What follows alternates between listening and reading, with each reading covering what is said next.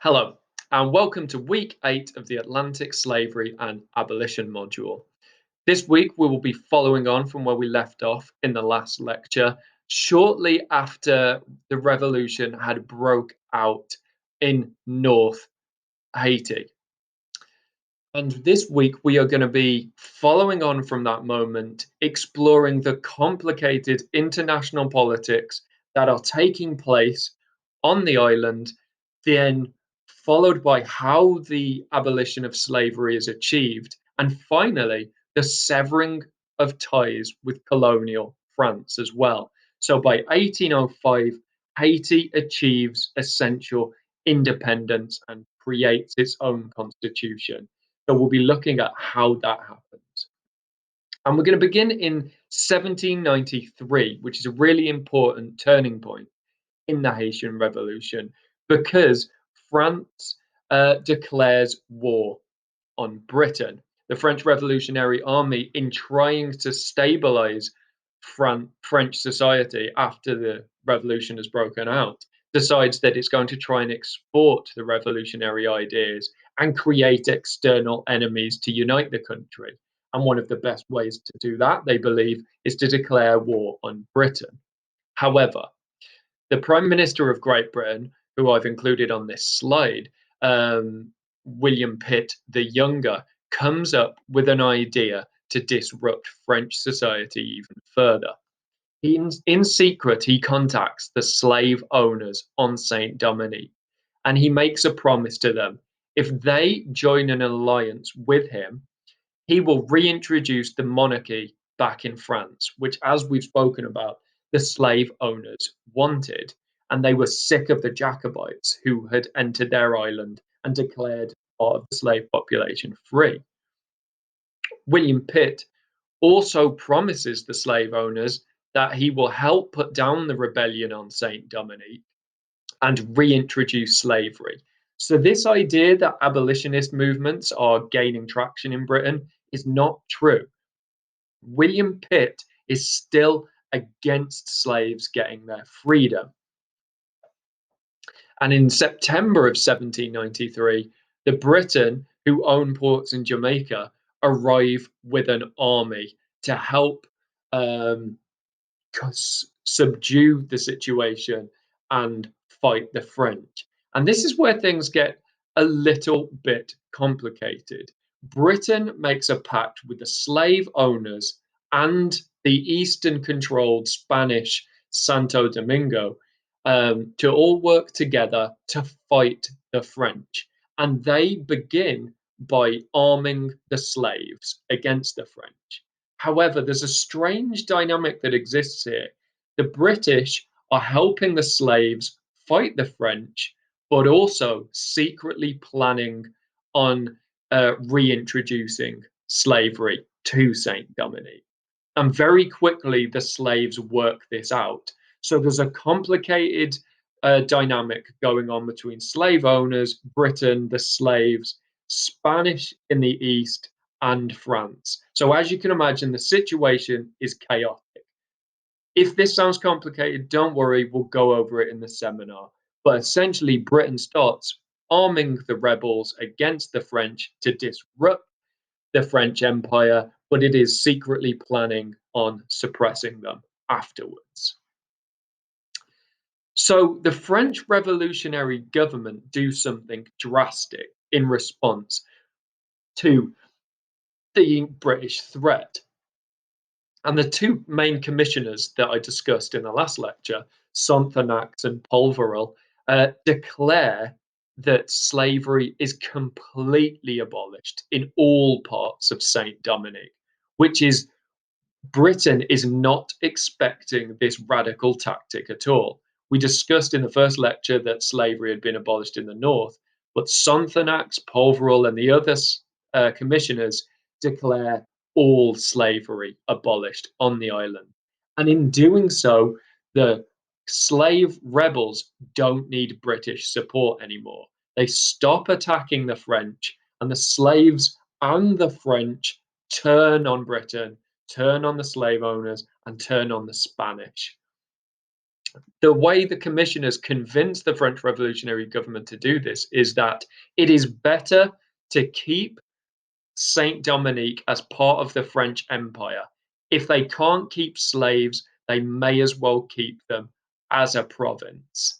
And this is extended to cover the entire French Empire in the constitutions of 1793 and 1795. So France really becomes the first country to abolish slavery. However, it is not for any sort of moral reason. It is because they have been forced into this situation by the British. And as we'll explore going forward, often abolition is not abolition movements don't take place for moral reasons, but practical reasons. And in this case, the French are simply trying to fight the British. And it is in this time period between 1793 and 1795 where you get a series of military generals who were born on Haiti or West Africa rising up and becoming cult heroes. So I spoke last week that Louverture is one of the most famous of these, but he's not active in the first year of the revolution. This is where he emerges. Originally, he'd been part of the Spanish forces that were fighting the French. But after the French abolished slavery, he switches sides, which a lot of these generals do. And another really important general is Alexandre Pétion. And these individuals switch from their alliances with Britain and Spain back to France. So France's tactic has worked. There's also another issue working against the British in this time period is that their forces are decimated by yellow fever. In 1794 alone, 600 soldiers die of it. And Louverture is a diplomat. He's articulate and he tries to create a peaceful settlement with the former slave owners. It's the same with Pétion. They try to open a dialogue, but the slave owners don't want to hear it. The British don't want to hear it. So the war continues.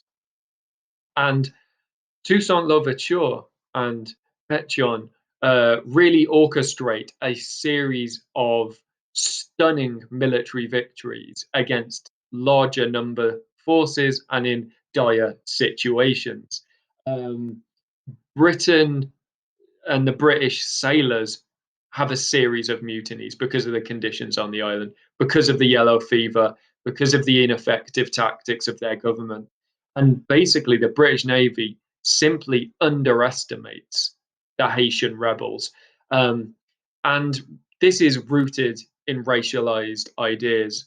And really, it is in this time period that many people start to take notice of these Haitian generals because of their skill. And this is a disaster for Britain. Britain loses 100,000 men and £4 million in this time period. With inflation, that is over 100. That is over £100 million. So it is disastrous for the British. And when the British are driven out and the Spanish pushed back to the eastern half of the island, what you have is the western half of the Hispaniola. The French dominated kingdom is now free of slavery. However, what emerges is different ideas on how the colony should be run now that the slaves are free. And very quickly, you get a civil war that emerges. And generally speaking, although it's slightly more complicated than this, Louverture controls the north. And the south is controlled by a mixed race free person by the name of Andre Rigaud. And it is in this time period that you see there is still a social dynamic, even within non Caucasian groups. Former black slaves are still considered by many in the mixed race class to be below them. And Rigaud wants to be in control of Saint Dominique, and this civil war emerges.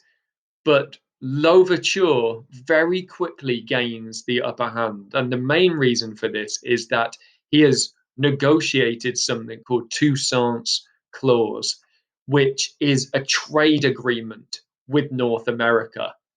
So it is vital after the slave economy is broken, that Saint Dominique creates new forms of income. And Toussaint Louverture secures vital trade with America, and America back him in this civil war. They send ships and money and arms, partly because of Toussaint Louverture's negotiating tactics, but also because Rigaud is really being supported by France, and America and France don't get on. I realize there's a lot of complicated interactions here, but don't worry, we will go over this. Um, and Rigaud strikes first, but and he commits a series of massacres against former black slaves. But Louverture eventually is victorious in what is known as the War of the Knives. And Louverture essentially becomes the dictator of Saint Dominique. And this is something we've seen in France, the overthrowing of one oppressive system only to be replaced with another absolute form of rule. And Louverture spends the opening few years of his rule of Haiti suppressing a number of other claimants. The British return, and he once again successfully defeats them. And is in this time period where he invades the eastern half of the island to disrupt Spanish influence. And then, once the Spanish half has been conquered, you finally have a united Haiti. And it's in this time period where it is referred to as Haiti again, rather than Hispaniola. Now, as a result of Louverture declaring Haiti a sovereign black state and himself as governor for life without the recently crowned emperor of the French Empire, Napoleon. He doesn't get Napoleon's blessing for this before he declares himself governor for life. So what happens is Napoleon mobilizes his army, which, as I've discussed with you, is has conscription and is well organized and trained. And he sends his brother-in-law, who I've included a portrait of on this side. His name is Charles Leclerc. So Charles Leclerc invades on behalf of Napoleon, and Napoleon and Leclerc are deeply surprised at the extreme tactics employed by Louverture, who burns plantations and cities to the ground, such as Ligagne. And as a result of this, the French really struggle in the first few months of this war. And this scorched earth tactic is effective against the French, but also destroys the infrastructure of the island. And it is a tactic taken from Napoleon himself. But the fact that it's a smaller island rather than continental Europe causes problems moving forward. However, despite Louverture's best efforts and those of his generals, and they do have a series of stunning victories, the sheer number, discipline, and firepower of Napoleon's army and his brother's technical expertise mean that the Haitian rebels are broken and defeated. There are a series of sieges, the most famous of which is the Battle of Crête Pierrot. And as a result of that, they lose control of really important trade routes on the island and access to the American supplies of weapons and food. And Louverture eventually has to come and negotiate with Napoleon's um, representatives. And Louverture is promised by them that he can remain a free man and that everyone on the island can remain free as long as he gives his allegiance to Napoleon. However, Louverture is captured and taken back to France, where he mysteriously dies in prison. So, as a result of that, the leader of the Haitian Revolution, in many ways, has been defeated. And once again, France is imposing its colonial will on the nation. But that doesn't stop the Haitians. The death of Louverture doesn't derail the process, and the War of Independence continues in the early years of the 19th century. And we move away from pitched battles back to guerrilla warfare, which we've seen spoken about previously. And um, as a result of this guerrilla tactic, Leclerc, who's Napoleon's brother in law, becomes increasingly frustrated because it's not a technique that he's used to.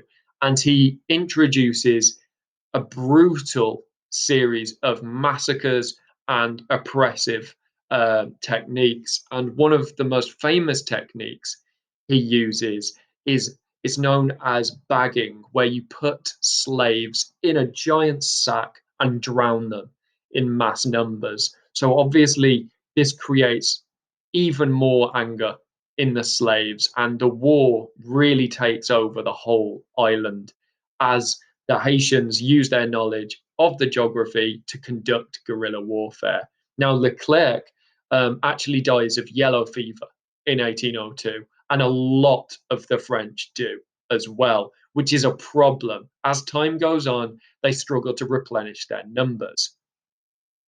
However, unfortunately for the rebels in Haiti, Leclerc is replaced with someone even more brutal. I've included his portrait on this slide. His name is General Rochambeau. And Rochambeau uses science to create a new form of mass execution. He disperses sulfur dioxide on ships. He'll place hundreds of slaves on a ship at a time and disperse sulfur dioxide on throughout the cargo. And this is basically the first ever gas chamber. This is built on over centuries and eventually becomes what we know as the gas chambers in Nazi Germany. So this is a brutal, unheard of technique that they are employing to put down this revolt, and they kill thousands.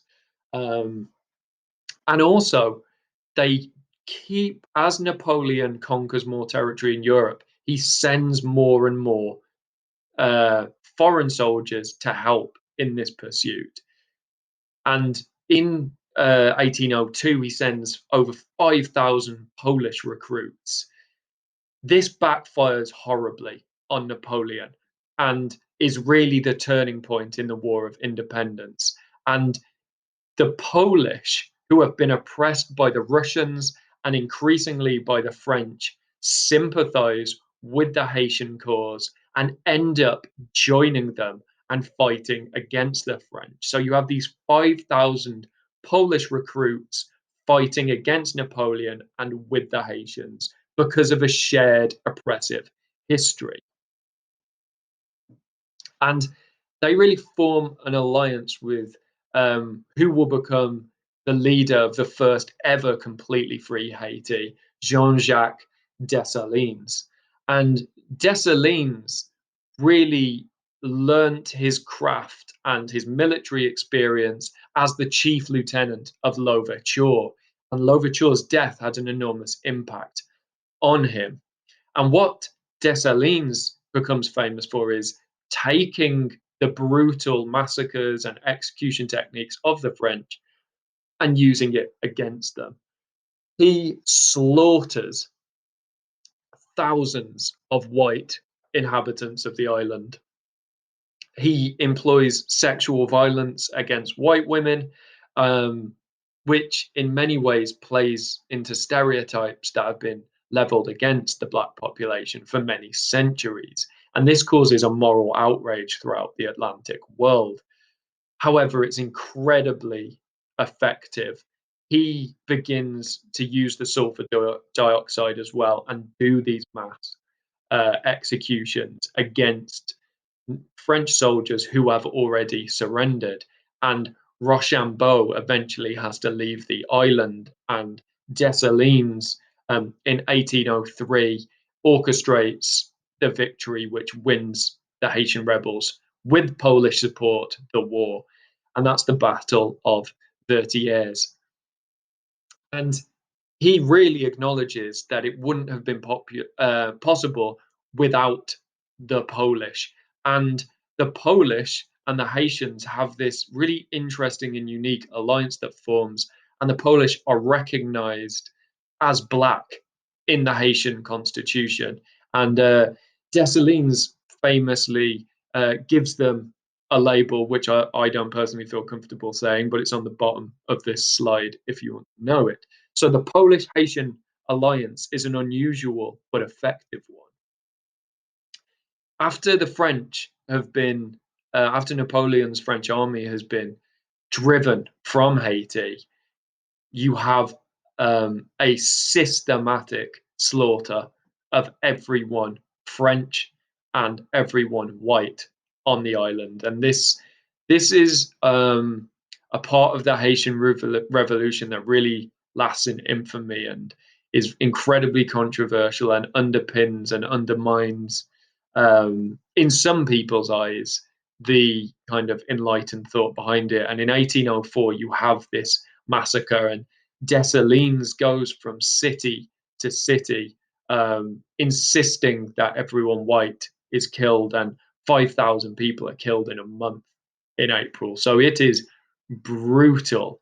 And what is interesting, again, you see this dynamic between former free black slaves and mixed race. He often insists that the mixed race population kills the white population, as a form of dominance on them, but also that the black community cannot be solely blamed for this. And it is in 1805, after over a decade of war, that the Haitian constitution is um, produced, and all ties to France are severed. Of course, France doesn't recognize it as a country. A lot of the Atlantic world don't recognize it as a country, but for all intensive purposes, the island of Haiti is free of colonial power, and this inspires a number of other movements. It is an incredibly important moment in history. However, it is also the beginning of a difficult social economic time in Haiti's history. Um, whilst the importance of the revolt was unmatched in the Caribbean and South America, politically and symbolically, it had incredible connotations. Haiti had been left devastated, utterly ruined. The scorched earth tactics had left large parts of the country unusable. 200,000 citizens had died. The economy was destroyed. Toussaint Louverture's alliance with America gone. So they, over the next few decades, you get a series of leaders who are either executed or struggle to maintain control.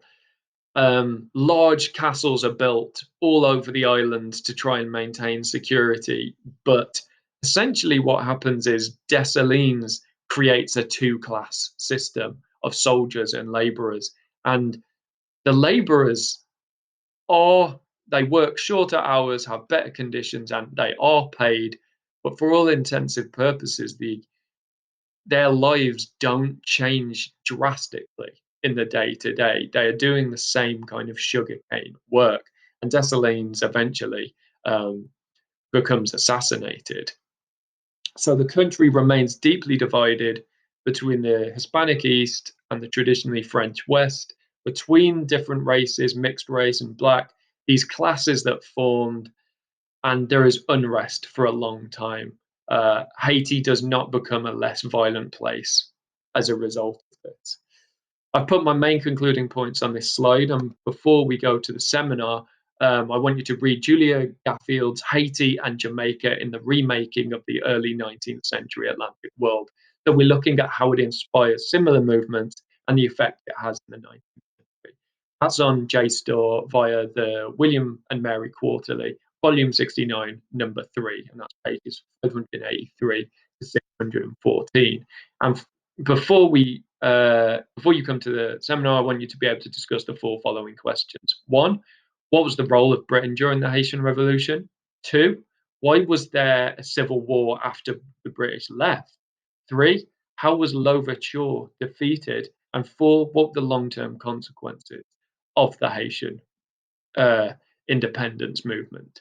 So I know that's quite a lot of complicated stuff. Hopefully it makes sense, but if not, we can clear it up in the lecture. And I look forward to seeing you all then.